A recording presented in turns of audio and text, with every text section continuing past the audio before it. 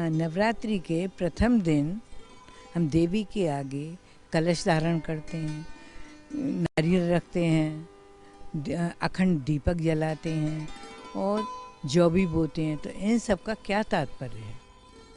इसका तात्पर्य यही है कि पहले पहले तो जैसे नवरात्रि का हमने बताया कि अज्ञानता का अंधकार है, उसमें ज्ञान के प्रकाश की ज़रूरत है। तो कलश इस बात का सूचक है कि परमात्मा ने ज्ञान अमृत का कलश इन देवियों को दिया और उस कलश से वो अमृत उन्होंने बांटा। यानी हमारी बुद्धि ही कलश के रूप में है। जैसे गागर में सागर का गायन है कि परमात्मा ज्ञान सागर हैं और उस ज्ञान को हम बुद्धि में ग्रहण करते हैं। तो इन देवियों ने, शक्तियों ने परमात्मा से ज्ञान लेकर वो अमृत औरों को बांटा उस कलश के द्वारा। और दूसरी बात जो अखंड दीप जगता है कि उस ज्ञान के प्रकाश को प्राप्त करके आत्मा की ज्योति जगती है और वो दीपक जगा रहे। यानी उसका अर्थ यह है कि हम आत्मिक स्मृति में सदा रहें। जो आज हम अपने वास्तविक स्वरूप को भूल के देह मान बैठे हैं, तो जब हम बॉडी कॉन्शियसनेस में, देह अभिमान में आ जाते हैं, वास्तविक स्वरूप भूल जाते हैं, विस्मृति हो जाती है, मतलब दीपक बुझ गया। और जब हमें वो स्मृति आती है, आत्मा में जागृति आती है, अवेकनिंग आती है, तो फिर दीपक जगा हुआ है। तो अखंड दीपक जगता रहे मतलब सदा हमें उस स्थिति में रहना है कि हम शुद्ध और पवित्र स्वरूप आत्मा हैं। अपने को आत्मा निश्चय करके सब कर्म करें। और जो बोते हैं वो भी इस बात का यादगार है कि हमें अपने जीवन में, अपने अंदर अच्छे गुण, दिव्य गुणों का बीज बोना है।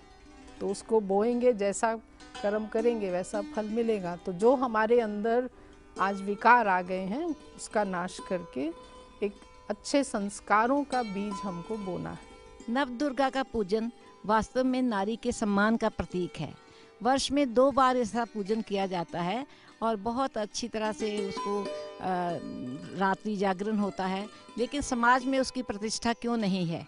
समाज में उसको यंत्रणा ही दी जाती है, उसे समाप्त करने के ही मंसूबे बांधे जाते हैं। क्यों? कहा गया है कि जहाँ नारी का पूजन होता है वहाँ देवी देवताओं का निवास होता है।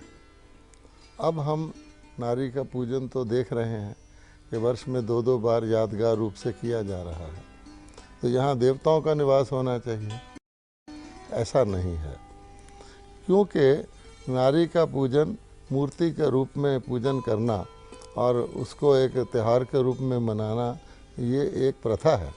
लेकिन वास्तविक पूजन तब है जब नारी को समाज में उसका पूरा सम्मान मिले। आज नारी का जन्म से लेकर हम रोज़ अखबारों में पढ़ते हैं, समाचार सुनते हैं कि छोटी बच्चियों के साथ बलात्कार हो रहा है, उनका मर्डर किया जा रहा है। यानी जन्म से लेकर मृत्यु तक नारी के ऊपर अपने चरित्र के बारे में बहुत खतरा बना ही रहता है। तो ऐसी स्थिति में ये पूजन सिर्फ इस बात का याद दिलवाता है कि केवल पूजन मात्र मंदिरों में जाकर या नवरात्रि में ना करें, बल्कि हर व्यक्ति अपने जीवन में नारी का सम्मान करे। और आप देखते हैं कि हमारी देवियों में, देवी देवताओं में पहले देवी का नाम आता है, फिर देवता का।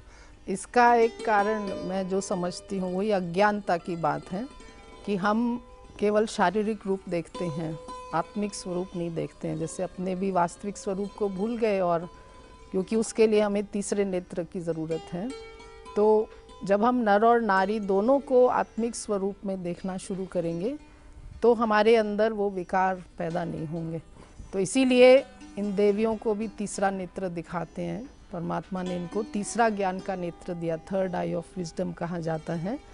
तो आज यानी अज्ञान निंद्रा में सोए हुए हैं और जागरण की इसीलिए आवश्यकता है कि उस अज्ञान निंद्रा से हमें जागना है। तो ये सब समस्याएं भी खत्म हो जाएंगी और हम नारी का जो वास्तविक स्वरूप है, आत्मा को ही देखेंगे जो शुद्ध और पवित्र स्वरूप है। नवरात्रों पर कन्याओं को खिलाने का बहुत रिवाज है, बहुत इम्पोर्टेंस दी जाती है। उस टाइम उनकी पूजा की जाती है, उसका क्या सिग्निफिकेंस है? छोटी कन्याओं को, कुमारियों को, वास्तव में जैसे ये देवियों के तो जड़ यादगार हैं, इनकी पूजा भी क्योंकि ये पवित्रता धारण करती हैं, विकारों पर इन्होंने विजय प्राप्त की, तो महानता इनकी संपूर्ण पवित्रता है कि इनमें विकारों का बिल्कुल भी अंश मात्र नहीं था। तो जो कुमारियां हैं, बहुत छोटी बच्चियां, वो भी पवित्र होती हैं।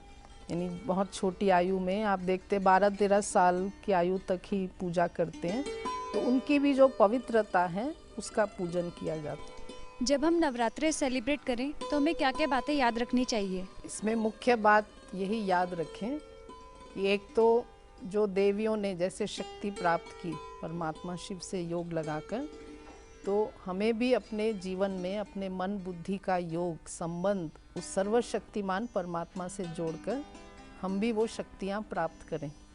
और दूसरी बात कि जो ज्ञान अमृत का कलश है हम भी अपने बुद्धि में धारण करें, उस ज्ञान को लें, क्योंकि योग का आधार ज्ञान ही है, वो समझ लें। और साथ साथ जैसे इन्होंने अष्ट शक्तियाँ प्राप्त की तो अवश्य हम भी प्राप्त कर सकते हैं। और अपनी आत्मा में जागृति लाएं, आत्मा का दीपक जगाएं। और आप ये भी देखेंगे जब भी हम मंदिर में जाते हैं तो जो भी पंडित वहाँ बैठे होते हैं वो हमारे मस्तक पर तिलक लगाते हैं, टीका भी लगाते हैं ज़रूर। तो मस्तक पर तिलक लगाने का अर्थ भी यही है कि मस्तक के बीच जो मैं चैतन्य शक्ति आत्मा ज्योति बिंदु स्वरूप मेरा निवास है, तो हम अपने मन को उस आत्मिक स्थिति में टिकाएं, वही सच्चा टीका लगाना है। और व्रत हमें कौन सा करना है, वास्तव में इसका अर्थ भी यही है कि हमें विकारों का व्रत रखना है। जैसे हम रोज़ सुबह एक दृढ़ संकल्प लें, अपने से प्रतिज्ञा करें या ये व्रत लें कि आज मुझे दिन भर क्रोध नहीं करना है, सदा शांत रहना है, सहन शक्ति को धारण करना है, आज जो है वो धैर्यता को धारण करना है, कोई अच्छे गुण की धारणा और हमारे अंदर जो कमी है उसका नाश। तो जैसे कोई भी परिस्थिति आए, कोई भी हमें मजबूर भी करे, गुस्सा दिलाने की कोशिश करे, लेकिन हमें याद रहे कि आज मेरा व्रत है, मुझे ज़ोर से नहीं बोलना है, गुस्सा नहीं करना है, मन में अगर आए भी तो उसको वचन में कर्म में ना आने दे। ब्रिजमन भाई साहब, शांति दीदी, बहुत बहुत धन्यवाद। आज सचमुच हमारे सामने एक नए रूप में नवरात्रि का ये त्यौहार आया है। साल में 2 बार मनाते हैं। हर बार नया लिबास खरीदते थे, हर बार मन में एक नई सोच होती थी, प्रेम होता था। लेकिन अब ज्ञान युक्त होकर जब हम इन देवियों का आह्वान करें तो ये समझें कि हर देवी क्या कहती है, उसका आह्वान हम क्यों कर रहे हैं, मेरे अंदर क्या वो आत्मा की ज्योत जगी है। आज मैं अखंड ज्योति जगाती हूँ, मैं बहुत टेंस हो जाती हूँ कि ये कहीं बुझ ना जाए, लेकिन क्या मेरे अंदर का जो आत्म ज्योत है, जो आत्मस्वरूप एस्पेक्ट है, वो जगा हुआ है, वो देखना बहुत ज़रूरी है।